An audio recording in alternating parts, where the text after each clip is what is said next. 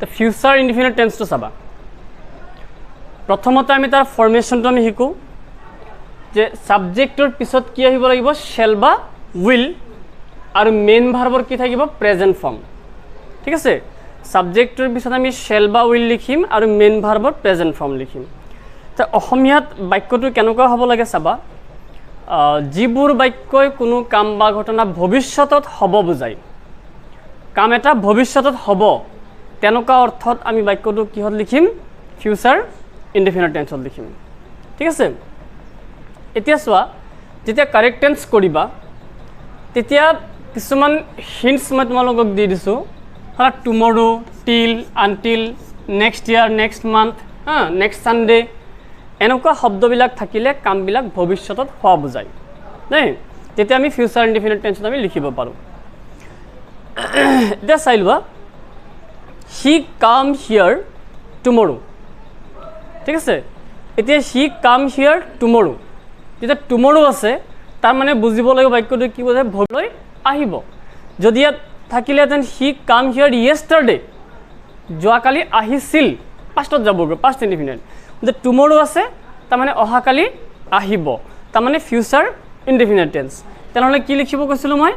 সাবজেক্টৰ পিছত শ্যাল বা উইল আৰু মনত ৰাখিবা আই আৰু উইল লগতে শ্যাল হয় আই আৰু উইল লগতে শ্যাল হ'ব বাকি সবৰ লগতে কিন্তু উইল হ'ব ঠিক আছে তে হি আছে তাৰ লগত কি হ'ব উইল হি উইল কাম হিয়াৰ টুমৰো ইয়াত চাম মেইন ভাৰ্বটো যিহেতু প্ৰেজেন্ট ৰূপ থাকিব লাগে আৰু ব্ৰেকেটৰ ভিতৰত প্ৰেজেন্ট ৰূপটোৱে থাকে ঠিক তেনেকৈ we go to the zoo next month ইয়াত কি আছে নেক্সট মান্থ মানে অহা মাহত জোলৈ যোৱাৰ কথা কৈছে গতিকে আমি কি লিখিব লাগিব এটো ফিউচাৰ ইনডিফিনিট বুলি আমি গম পালো তাৰ মানে সাবজেক্টৰ পিছত শ্যাল বা উইল লগত কি আহিব shall we shall go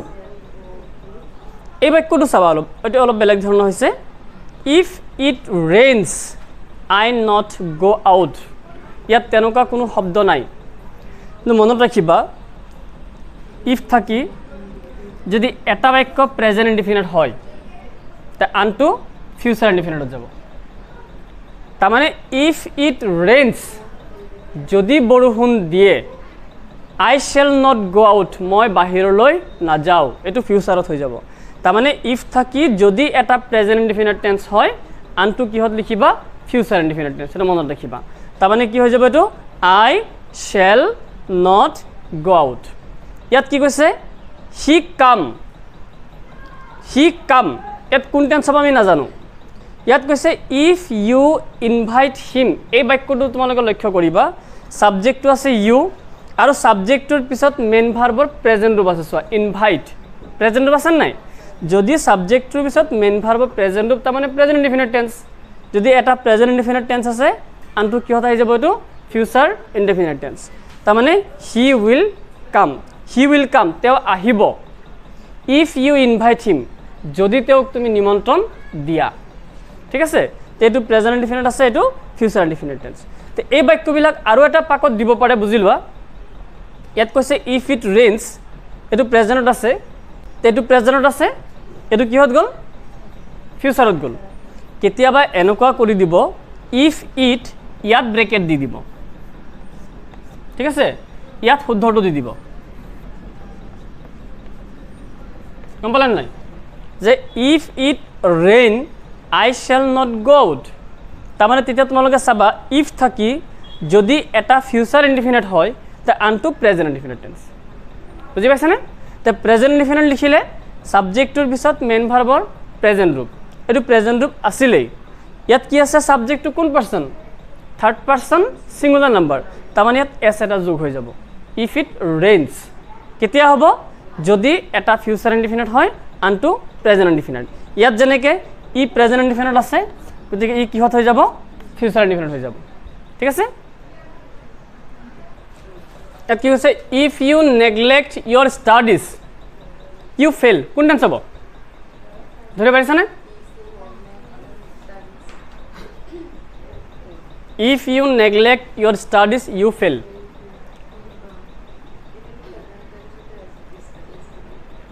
if আছে ন সাবজেক্ট কি ইউ আৰু নেগলেক্ট এইটো প্ৰেজেণ্ট ৰূপত আছে পাষ্টত হ'লে নেগলেক্টেড হ'ব না নেগলেক্ট প্ৰেজেণ্ট ৰূপত আছে তাৰমানে প্ৰেজেণ্ট ইনডেফিনিট টেন্স তো সেইটো কিহত যাব ফিউচাৰ ইনডেফিনিট তাৰমানে ইউ উইল ফেইল ঠিক আছে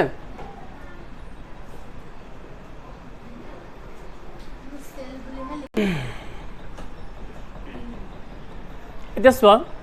ফিউচাৰ কণ্টিনিউৱাছ টেন্স বুলি ক'লে তাৰ ফৰ্মেশ্যনটো আহিব ছাবজেক্টৰ পিছত শ্বেল বি বা উইল বি আৰু মেইন ভাৰ্বৰ লগত আই এন জি আৰু এটা কথা মনত ৰাখিবা যিমান কণ্টিনিউৱাছ টেন্স থাকিব যি কণ্টিনিউৱাছেই নহওক present continuous present perfect continuous past continuous past perfect continuous future continuous ঠিক আছে কণ্টিনিউৱাছ শব্দটো আছে মানে আই এন জি আহিবই এইটো মনত ৰাখিবা দেই যিকোনো কণ্টিনিউৱাছ টেন্স বুলি ক'লে মেইন ভাৰ্বৰ লগত আই এন জি হ'বই তে ফিউচাৰ কণ্টিনিউৱাছ টেন্স বুলি ক'লে ভৱিষ্যতত চলি থাকিব ফিউচাৰ কণ্টিনিউৱাছ কণ্টিনিউৱাছ বুলি ক'লে চলি থকা ফিউচাৰ কণ্টিনিউৱাছ মানে কি বুজাইছে ভৱিষ্যতত চলি থাকিব তে আগৰ ফিউচাৰ ইনডিফিনিট আছিলে ভৱিষ্যতত হ'ব কিন্তু চলি নাথাকিবও পাৰে কিন্তু ফিউচাৰ কণ্টিনিউৱাছ বুলি ক'লে ভৱিষ্যতত কামটো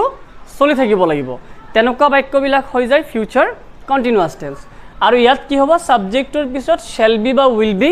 আৰু মেইন ভাৰ্বৰ লগত কি দিব লাগিব আই এন জি দিব লাগিব এইটো তাৰ ফৰ্মেশ্যন তো ইয়াত মন কৰিবা ভৱিষ্যতত চলি থাকিব লাগিব এই কথাটো মনত ৰাখিব লাগিব আমি we play football at this time tomorrow মানে কি কৈছে চোৱা এট দিছ টাইম টুমৰো অহাকালি এনেকুৱা সময়ত আমি খেলি ফুটবল খেলি থাকিম ঠিক আছে এট দিছ টাইম টুমৰো যেতিয়া হৈ যাব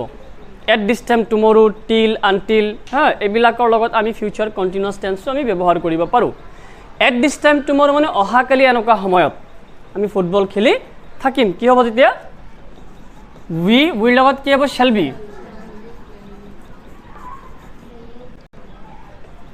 প্লে আছে লগত আই এন জি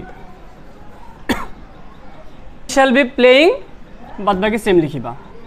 ইয়াত কি আছে until he write the letter until